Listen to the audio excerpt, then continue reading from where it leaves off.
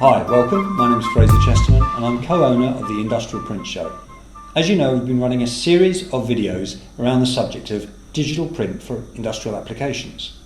This is the final one in the series and will focus very specifically on the future of digital print. I think that one of the big changes that we're going to see that will move Inkjet forward in industry is the use of Inkjet in a full production environment, one that's running 24/7. We have spoken about the ceramics market, and it's been said that 50% of the tiles printed worldwide are printed digitally. That's true, and there was an economic imperative to make that change.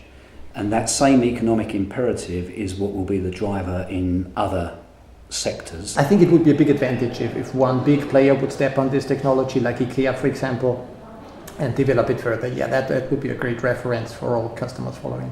I mean, I'd like to see, to go back to what I was saying just now, is to see technology enabling people to become more creative, and by enabling money to be made from designs and products that don't need to be made in such large numbers in order to enable them to make money. I would say 3D is the next logical step in the development, in the individualization of the product. My view of 3D printing, there is a lot of emperor's new clothes about it.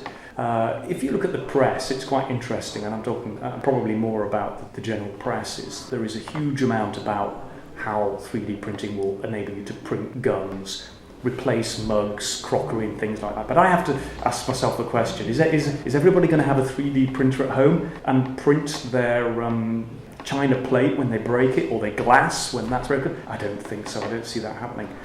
What's less talked about in the consumer press, but it is quite a bit in the industrial press, is about what is happening in industry. And that's where the really interesting things are happening, and not just for prototyping.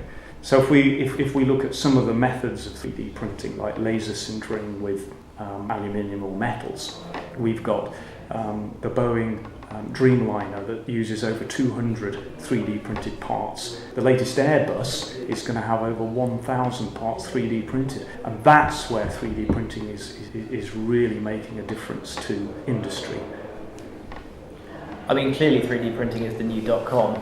And that's in a good sense and a bad sense. You know, it was the last bubble. You know, if anybody wanted to get something funded, you put the word nano in it or .com, and that's now true of 3D printing, clearly. But in the background to that, obviously the internet transformed people's lives, and 3D printing ultimately maybe will transform people's lives. Maybe not as quickly as all the investors would like. We as a business see screen printing being complemented by digital processes. So hybrid technologies, combinations of processes, and that's already happening in, for example, narrow web labelling. There are combination flexo and digital presses. Our ideal customers have always been the visionaries. So, you know, it would be great if there were a few more of those around. So looking in the future, you want more visionary? Yeah, more visionary people who are able to see an opportunity a bit further away than the typical thing that you know, we get a lot of visiting people. It sounds very interesting. Tell me when someone else has installed it and we'll be second. Yeah.